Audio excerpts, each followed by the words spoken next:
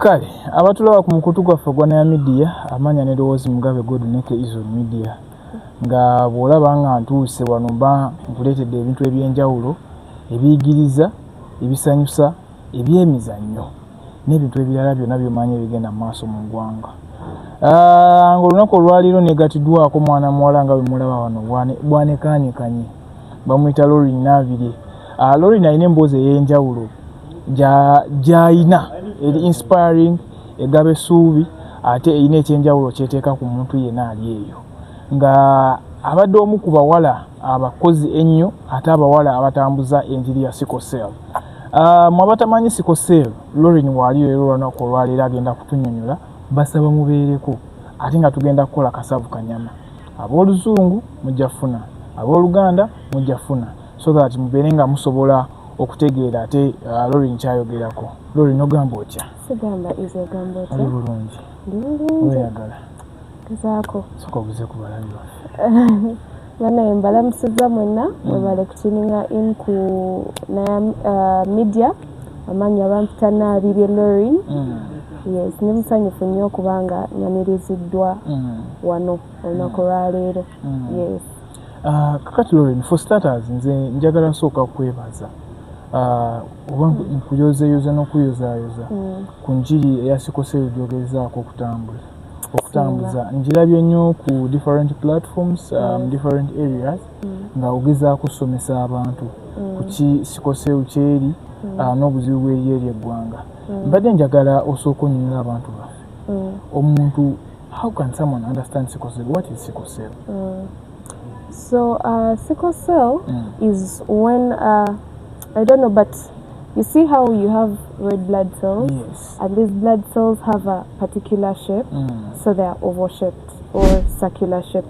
However, when you have sickle cells are sickled. So meaning what it start transporting a musai, like oxygen, mumubiri gonna. Yensonga lwaki omwana alina sickle cell asobola okuba nga mulamu ssaawa zino, kati asobola okuba nga ndi mulamu ssaawa zino. Dakiika 5 ne ugamba bana empulira okugulu kunnuma sisobola ttambula okitegeera lwa nsonga ezo sickle cells, the sickled cells are stuck in a particular place. So as you getting stuck, ereterako eyo pain, this other body part is not receiving enough oxygen. Yes. So that's how Sickle cell comes about. Yes. Waliwo omuntu wentera okulaba nga mukola so omuntu obutegeeza ki? Ziba eba personal genotype ya muntu. Me, I am Sickle cell SS, meaning I'm a Sickle cell warrior. Yes. Meanwhile, tubayita ba warriors. Nakayigira ku gwe. Yes. So, because of the stigmatization and everything. So, SS kitegeeza olichi oyina Sickle cell. AS kitegeeza oyina Sickle cell naye cells zo eziri sickled ziri dormant. So tewali kyoba era toba na signs zonna ziraga nti oyina ki Sickle cell. Kati AA ye muntu ali nomo talina yadde kantu konna kalaga nti ayina Sickle cell. Okitegeera. Yes. So those are the 3 genotypes that we have. There's HBAA, HBAS, HBSS. So when you're getting your results, erozifuna nti HB kati nzofuna okulaba ka HB nogayi ka HB kategeeza HB nakumbadde njagala buuza. HB is your hemoglobin, the blood gwe musaayi. So kaba kalaga nti maybe your HB is AS, your blood is AS and SS. Yeah. Kakati munayi ntera nnyo okulaba nga mu emphasizing this way you do the crossings nti SS bwe yegatta ne AS ne bazaala omwana, there are possibilities nti omwana ayinza okubeera mulamu oba ayinza okubeera muki omulwadde. Kati mbadde njagala osooka onnyonnyola abantu, if I'm AA, who am I supposed to be with? Bwe mba ndi SS or AS, who am I supposed to be with? So woba AA weetaaye you can get anyone, any person you want, anyone, just help us and don't get a fellow normal person. You get my point? Yes. So we also have, because the whole goal is we're trying to reduce on the number of sickle cell patients.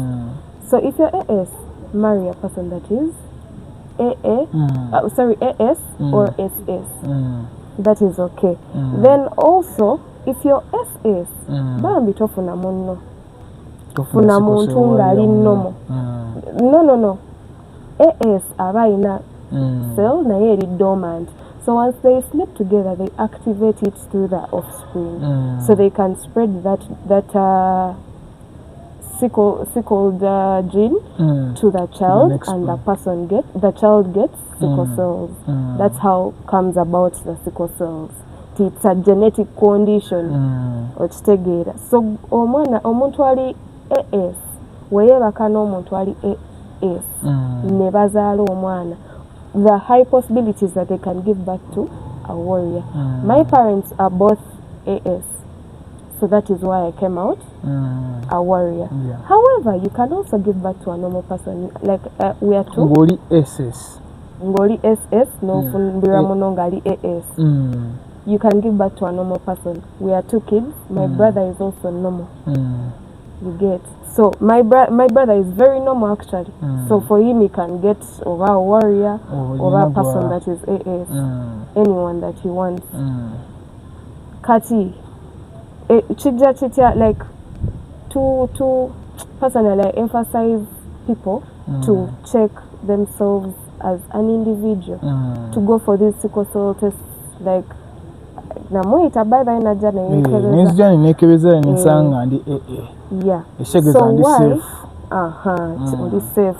No kweta ya Uganda wange so I encourage individual checkups. Songa, you don't know who you're going to end up with at the end of the day. So chiba chirungi to be on the safe side and know who you are, because at the end of the day tutandika naffe kwemanya tulichi okitegeera. So once you know that I'm AS totambala ani AS mono, because wafuna AS mono, you have high chances of giving back to a warrior, high chances of giving back to a carrier, and high chances of giving back to a normal person. But now we are eradicating this sickle cell. So please, if you're AS, total, because now we know the pain that comes with giving back to. You see how parents give back to their children, and they wish nothing to happen to them. Mwana amenye kabumenye siku mukono, just kano kakono obulumi bwakana kabira mami, it's paining, and you just want to borrow that pain. It is so painful seeing your child in crisis. So painful. You're seeing them in pain, and there's literally nothing you can do about it. So, nga wofune your pain to your mwana just a normal, just a maybe a small headache, or lubuto lumuluma. Like, baby, what is wrong? No yagala wewole ku bulumi bwalina wakiri abere normal, at least go or bearing the burden. Kati kiruma nnyo kubanga omwana wo ali mu bulumi, tolina kyoyinza kukolawo, obirekedde badokita nabo tebamanyi like what's causing the pain, okitegeera. So know your status, weekebeze ng'omuntu manya partner gwofunye, because it's a one-time test. Teringa HIV nti ogenda kwekebezanga buli lunaku woba ogenda okavina intercourse ne partner wo, okitegeera.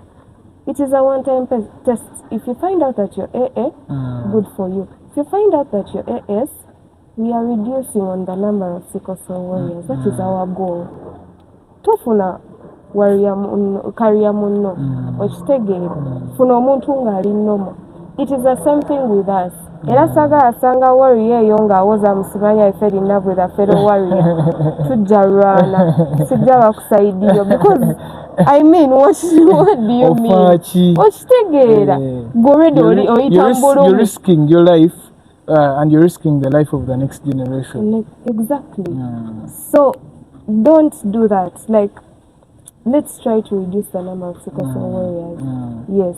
So you said, how does it come about?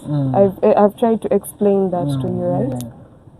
Kati nga omaliza explanation you said that it is genetic. Genes kiri mu gene kitegeeza ozaalibwa nakyo. Yes, ozaalibwa nakyo. At what age did you realize that you had sickle cells? So I think I wasn't understanding by then, but it was around 8 months there, because my parents, I used to get sick so often that my parents had to take me to hospital and find out what is the problem. So when they took me to hospital, they were like, but why is she over frequenting into hospital? Let's do a test and find out what's the cause. On doing the test of sickle cell, they found out that I had sickle cell disease, and they had to now adopt to the new normal, because now at least they had found out at an early age. They had to know the do's and don'ts, what I'm supposed to eat, what diet I'm supposed to be on a daily, what medication I'm supposed to take, so that to reduce on the constant attacks. So one or take a denga achali muto chikuyambako n'atafuna constant attacks ezabulina era abazadde abalina bawore caregivers abasinga basobola okubuulira ng'alabiridde bulungi omwana we okimanyi nina muzino gundi ze tusiibye tugendangamu nina omwana gwe nasanga nga she's roughly 15-16 naye nga tafunangako crisis yadde naye nga worry kitegeera abazadde baategeera mangu, and then they worked on how to reduce the crises. Omwana osobola omuzaala n'aba fine n'atafuna yadde crisis. Signs position erabidde okugaa some of the signs of a warrior. Signs a warrior are limbs, swollen limbs. Omwana asobola okuzimba emikono joints, nosaba omwana just kagalo kano kokako kanga kazimbye. It's a sign that maybe your child has sickle cell disease. There's a jaundice okubanga amaaso gega yellow, like you see my eyes are yellow. Abantu bangi bakubuuza my identity, lwaki amaaso go ga yellow, because it's new to people, like tebakimanyi lwaki amaaso go ga yellow. Those are signs of sickle cell disease. Constant pains, fatigue. Even me up to this age, osobola ozuukuka ku makya nga tolina maanyi. Kati teebeezamu, if you're employed, how are you going to explain to your boss that? You have less to explain to your boss. Today I'm fatigued. Today I'm fatigued. I don't feel like coming to work today. You understand? So you see why I tell people to go and test for sickle cell disease. Yes. So those are some of the signs. The signs are the swollen, you say swollen limbs? Swollen limbs, yeah. Then the constant pain.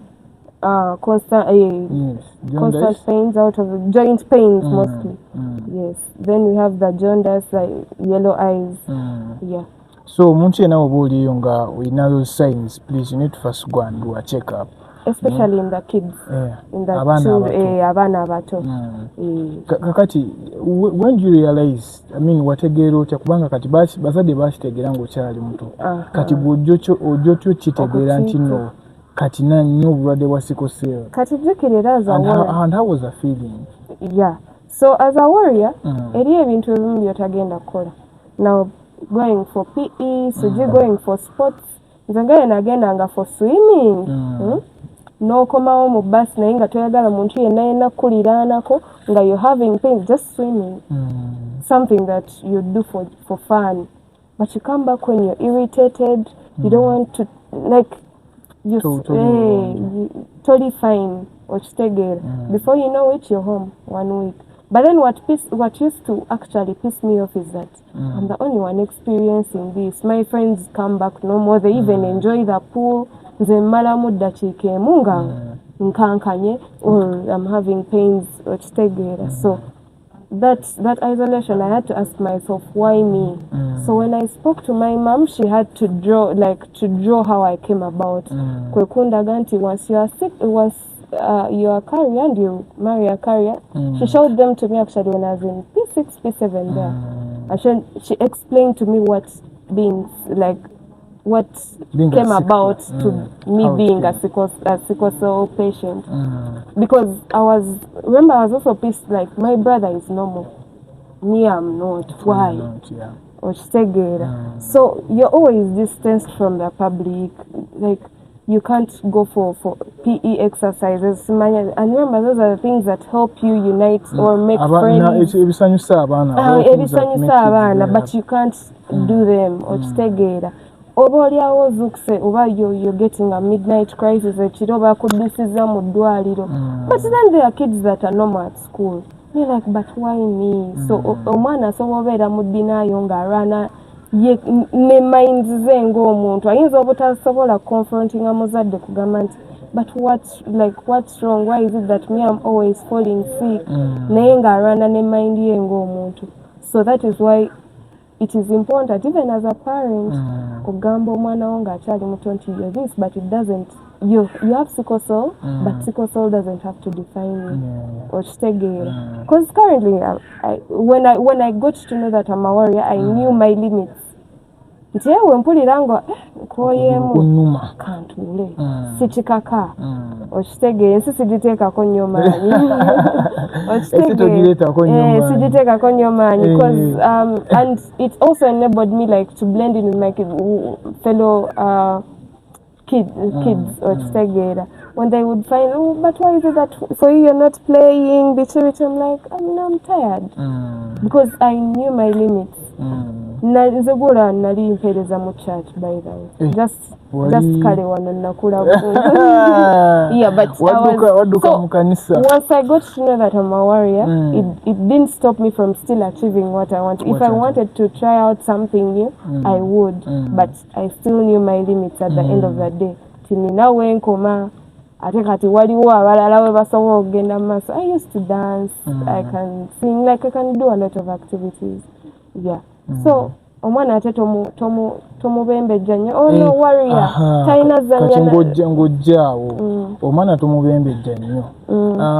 Ndabyeko tusomyeko kale n'abaana abamu betwasoma nabo abaali abalwadde sickle cell naye nga tebaagala kusoma, tebaagala kale kukola these normal things byandibadde akola ate byandibadde bimuyamba nosanga wabeere waka tayagala kukola mirimu kubanga mulwadde. Is there any way? I will also give an example. Ne kati sijjagendayo tujagendayo kakati omuntu yenna nga mulwadde wa sickle cell takkirizibwa kukola mirimu gyonna. Akkirizibwa okukola naye wakugamba nti mami mpulira nkooye understand them okitegeera mugambeko era nze nakolanga emirimu ewaka ewa mukyala Stella nga tovaayo nga that sometime I was, because remember I'm the first born, my parents still have to look for money at the end of the day because the food is not going to come out of the blue. They have to make it.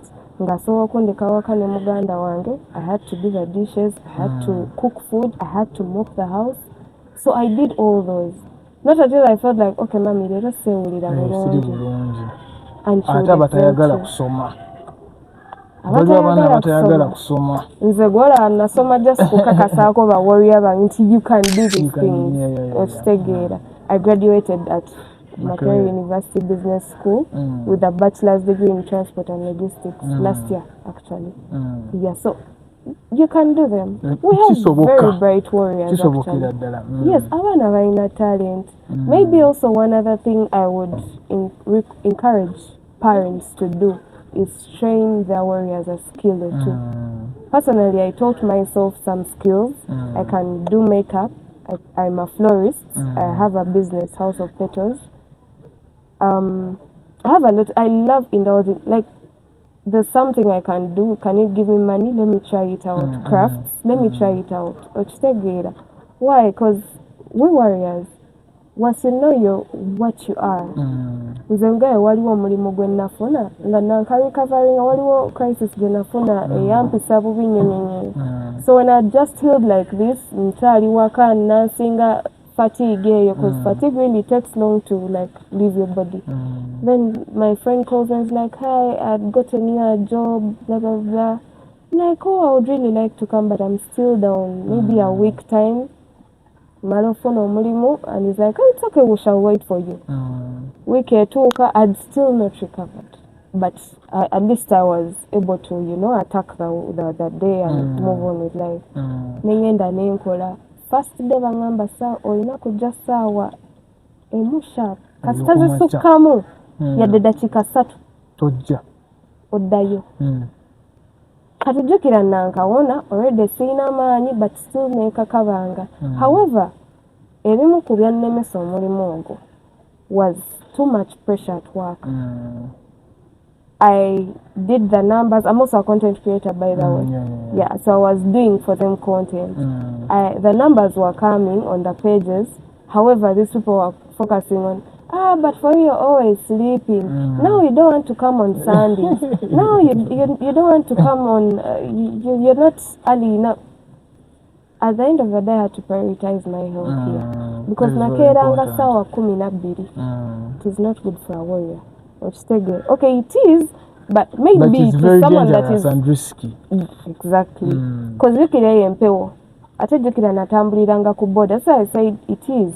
Once you have like better ways to protect yourself from getting crisis. However, I was open. Ngani oyambale sweater na yenge empewo ya board boda yakomera bile jimanyi.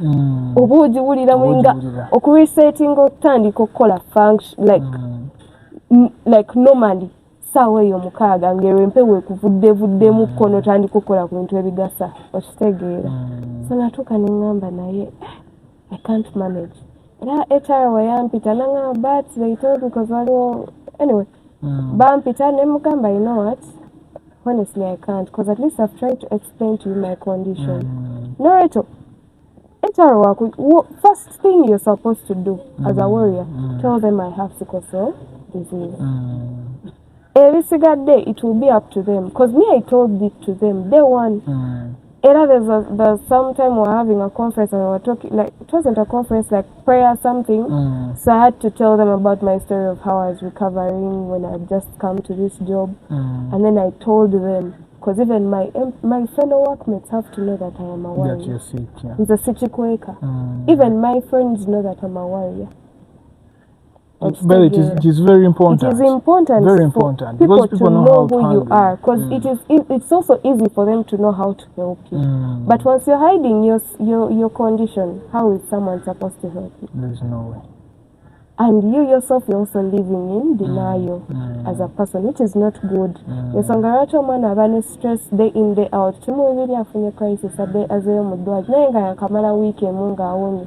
Ochitegera around so they're fighting with themselves. Tebaga kukiriza munti yes I'm a warrior.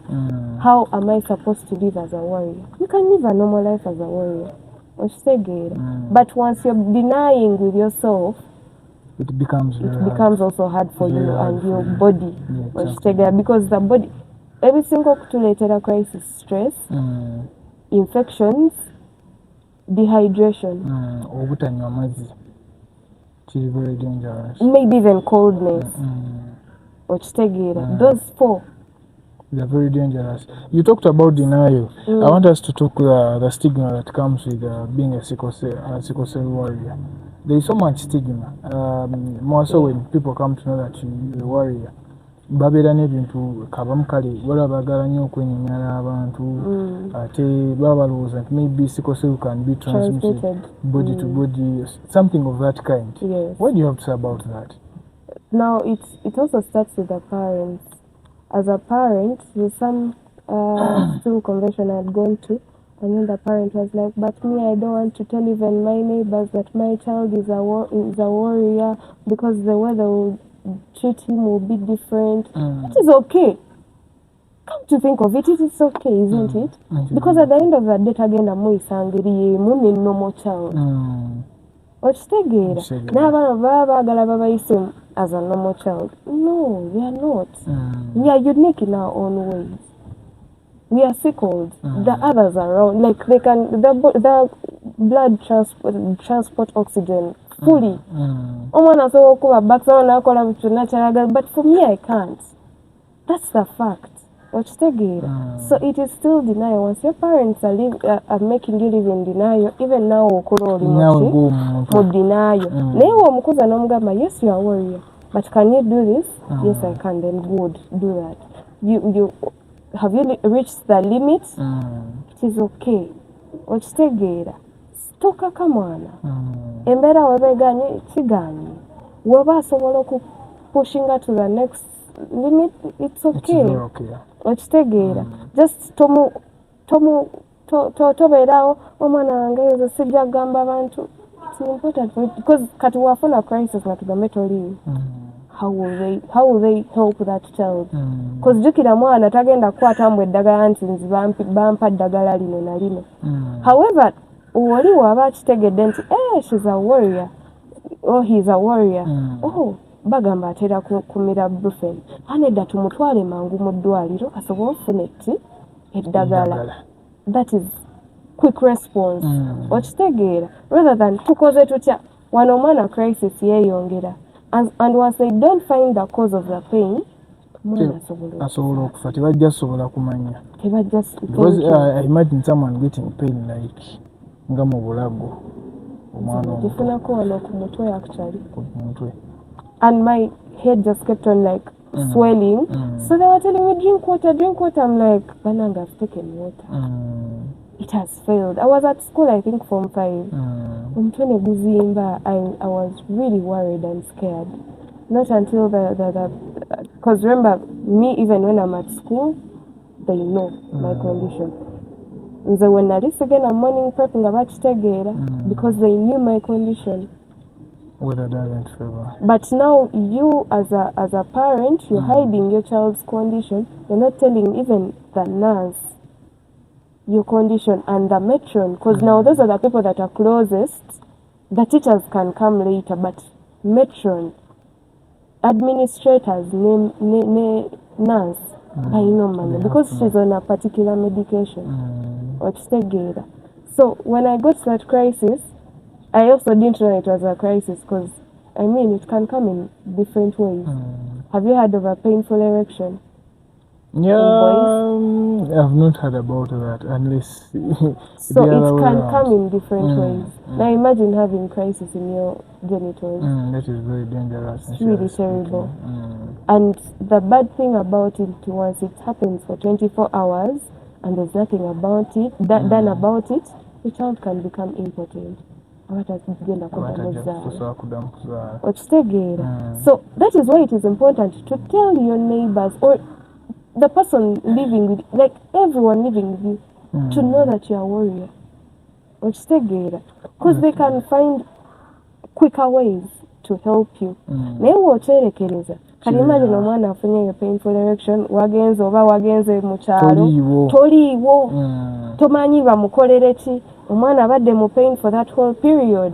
Ogenda okudda bagenda omutuusa mu ddwaliro nti ate munnaye you've come late, this child is dead.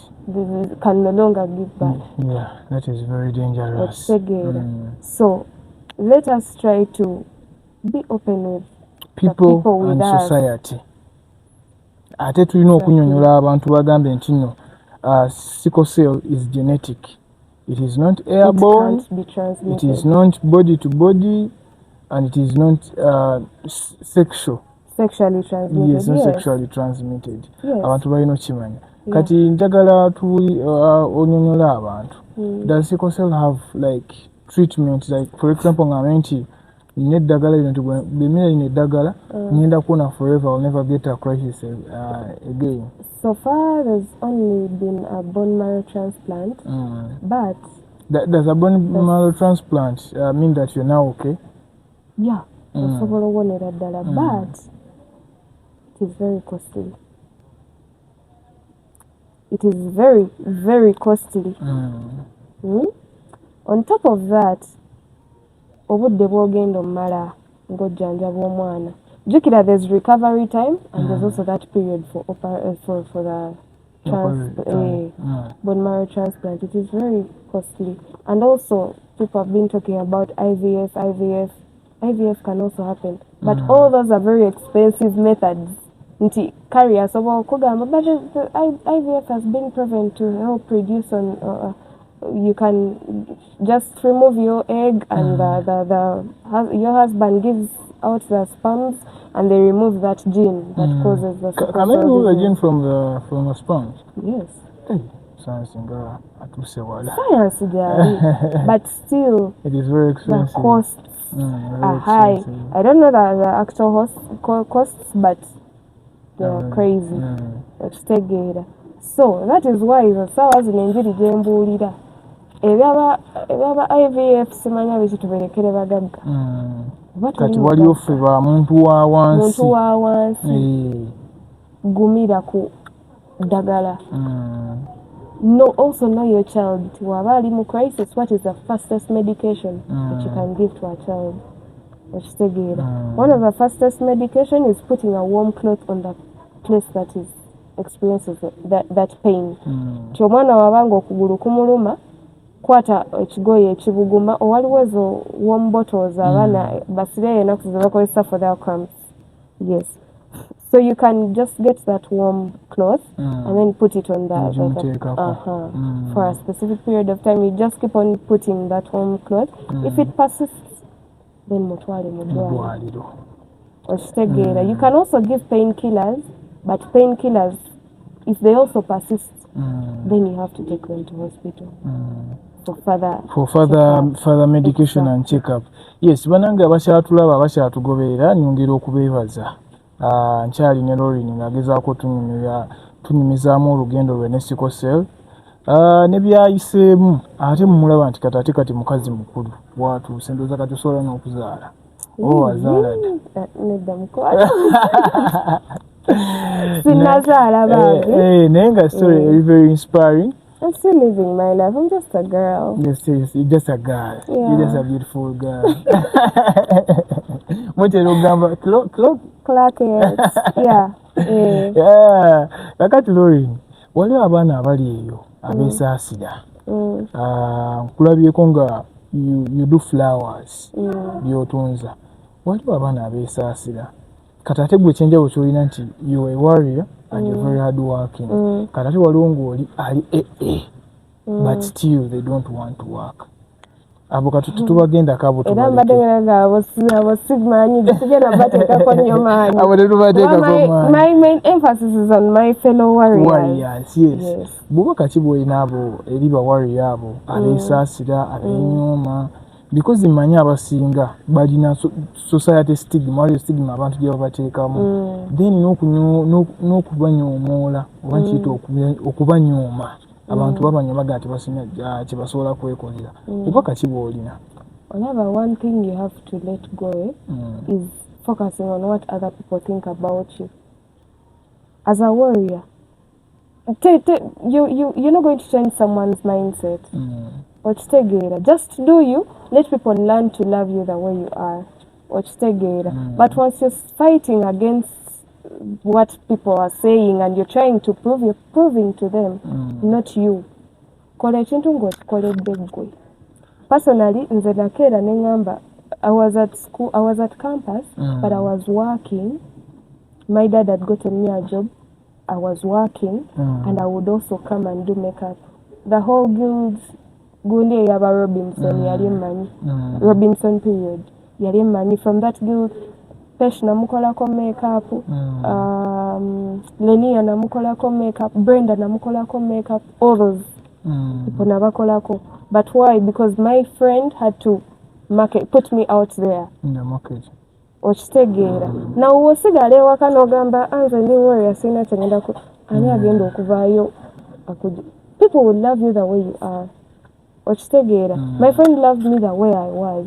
He even loved me before I even knew that I was he knew that I was a warrior. First crisis gye nafuna nga ndi campus teyajjako na kudwaliro. It is this third crisis gye nasembayo fune yali serious we yajja mu ddwaliro and he was shocked. Tusobola obyogera nti bannange paine eba terrible tosobola kiwulira not until you've experienced it. That is why omuntu agamba wobanga owulira nti maybe you're feeling down, try going to the hospital. You'll understand that there are people that are going through hell. Crisis is it more like miki bakufumisa empiso bakoni nyondo small bakoni omanyi okubanga nga bali kukuba nnyondo constantly like so that is a pain. It is so terrible. And sometime I was speaking to a warrior that is older than me, Miss Ruth, and she was like, crisis temanina giving birth.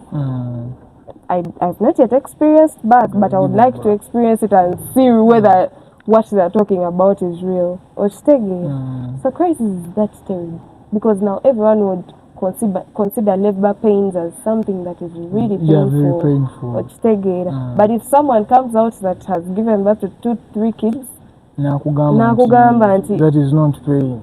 It's nothing. You would reconsider and be like, that is how painful it is. More worse is having that constant pain and you're not knowing the cause.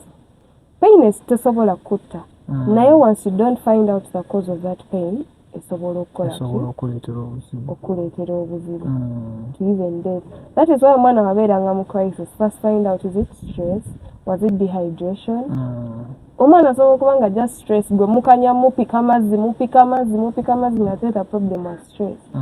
Her HB levels are normal, everything is normal, just stress yetaga just cancer tulawa mubuulira nti munange you can be fine. And mostly I've experienced stress crises mu candidates. Personally I can experience it. Nali mu P7 ninfuna crisis nga tewona nga nsobola okuba nga ateredde leero nebanga naye leero lino otereddemu ogenda kuddayo enkya ekiro ne bantwala mu ddwaliro.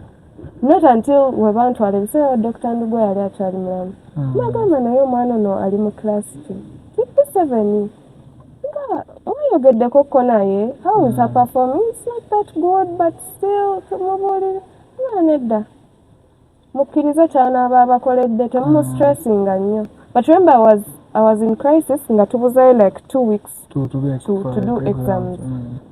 This is also some period I missed mock exams. Nenga all that, I mean that period of pain. Mugamba atula mutuule n'omwana oyo mububuulire nti mujja twala results zonna z'anaabaleese. Ne batuula ne bambuye n'abagala tujja twala results zonna z'anaabaleese. Bambi tufaayo tewe stressinga. Munaku olwanga nteredde okitegeera. So most cases aba stress naye abazadde tebasobola kimanya kuba kajjukira naye omwana aba amuteekako nnyo pressure naye gwe lwaki bino buli kaseera obigwa biki sinti first of all they are fighting against themselves. Okitegeera after all asobola ozukka ku makya talina maanyi eno bamwagala agende for morning prep. Okitegeera agenze morning prep talina byategeddemu nsonga empewo nyingi okitegeera kiba tekiyamba omwana okugenda mu prep n'atuuka either neyeebaka oba nga byasoma tabitegeera. So omwana olina mumubuulira nti it is okay Michelle, take whatever you do you bring. Okitegeera. So that mindset ekyuka nti sigenda kuddamu kwestressinga. Same thing happened to me in Form 4, same thing happened to me in Form 6. But it was all because of what? Of the stress. Katatejukira, my parent was also that strict. Sometimes she came in VD, my Form 6. Na kebera results zange. Nangamba Lorine, how long are we going to keep on having these marks? Nangamba gama zinagona performing zibubi. So nene teka kwa your pressure, nene distance ngane mikwano and I'm a very, very social person. This time I have to read. Kati now that pressure would not take a call for a crisis. Kati zengera sinaba because it takes you some good time to realize. Not until and when I got it I was like, mami sigenda kujja kasita abantu temo some clinic. Personally I get my medication from public hospitals. When she said, but are you sure? Wandi komyewo nemuga kamaleko week dagala lyabwe it was 1 week nga the next week is dedication.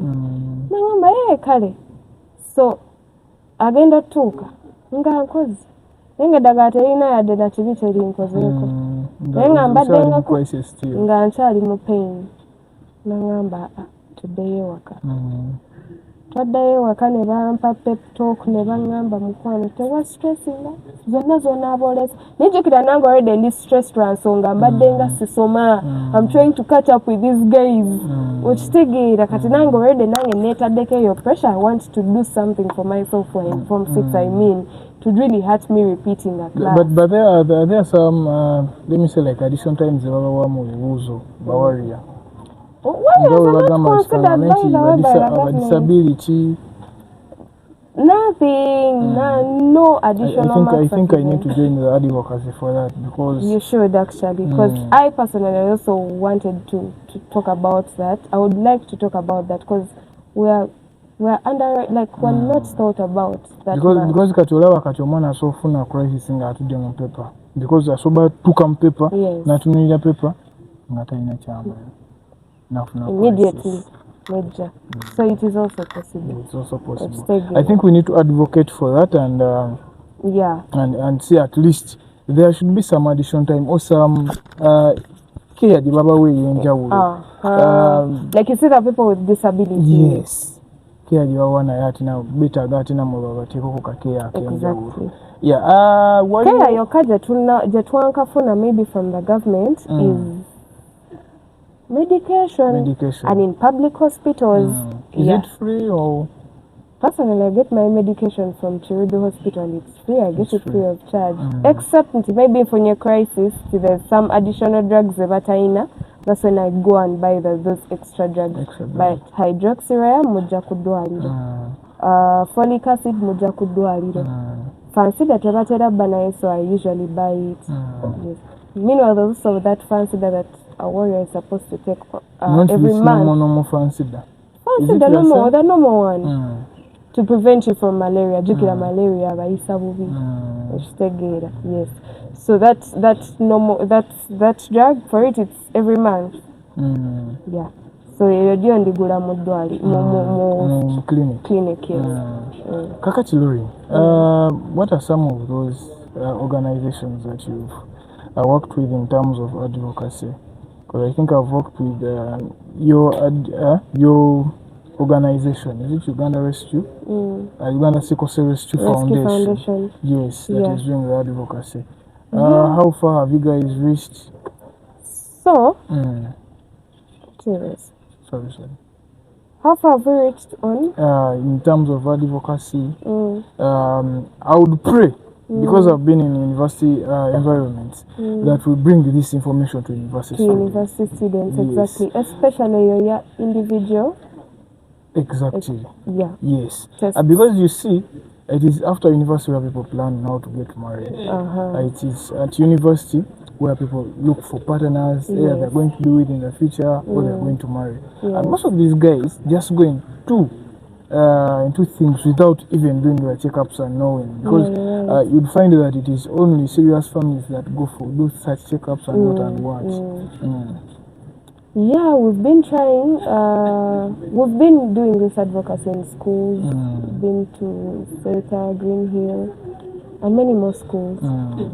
And we're still pushing for this. Yes, we're having. I think soon we shall be meeting Clark University. Yeah, and we're also planning to also come to Mo and spread this advocacy. You need even to go to Makerere, go to Chambogo, that is our plan. Go everywhere and share this message to these people. Because individual screening is really important. Very important. Not just coming as a couple. You don't have to wait to get your partner and then you come with your because Jukira, what did a couple already? You've made up your mind. Naye jukira wano obadde weka, you've been single, nti neona mubuuzo in case you've just met her, it's a one night stand, you're like, what genotype are you? She says she's SS and you're SS, you're like, but man, this won't work out. This won't work out. As early as possible. As early as possible. You don't wait to go into things. And for the campuses, you'll be like, it's just a one-time thing. Let's not put a lot of effort in it. It won't take us anywhere. So you can do your activities the way you want, but it won't take you anywhere. Not until you find that right person. You're like, okay, now this is the person I like. She's normal. I'm AS. This can happen. Exactly. and you plan a future with that? Well, it's still a very big story and a very inspiring story with Lorine here. Emboozi eri so much inspiring. Abasinga kyandibadde kirungi nnyo ne mugezaako gigoberera oba naawe n'omunoonyako n'abaako engeri ate gyakunnyonnyolamu gyakusomesaamu be ng'osobola obitegeera. Tekiba kirungi nnyo okuyingira mu bufumbo nga tomanyi genotype yo. Kiri very dangerous. At the end of the day ng'omaze okuzaala ng'ozadde omwana ali warrior agenda kukostinga a lot of money. N'ebizibu ebingi abaana bye bayitamu that kind of pain. Lorine, I want you to give your closing remarks to our viewers there. Advice as well. You can call people to come and join the advocacy. Yeah, by the way, we are currently doing advocacies with USCRF. We also have other organizations on board. So we also have a Sickle Cell Association where all these organizations come together and do something beautiful for our warriors and the people at large and individuals. Yes, so Uganda Sickle Cell Foundation does reach out. We do sickle cell screening every last Wednesday of the month. We do free sickle cell screening. Yeah, we also do donations, so you can come donate to the warriors. We have a lot of warriors out there, Eastern region, Suji, Northern region, that we help.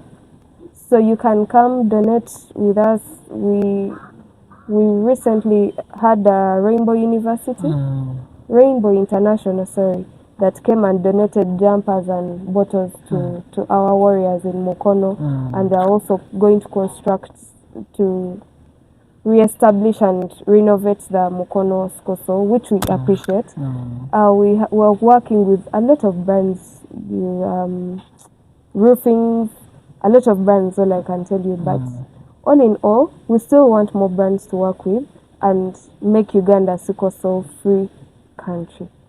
So by that, we have to do sickle cell screening, sickle cell advocacy, and you yourself, chikakatako oku advocating out there.